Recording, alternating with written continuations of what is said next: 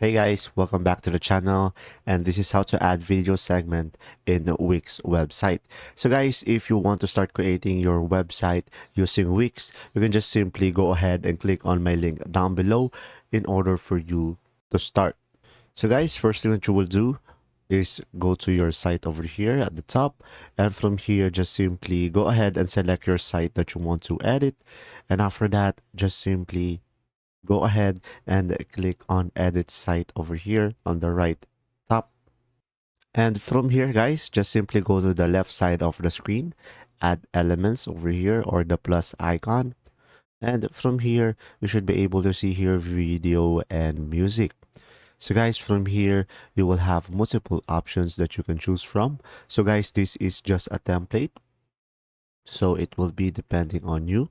So let's say I'm gonna go for the single video player and click on the first one. And from here, let's say I'm gonna put it over here.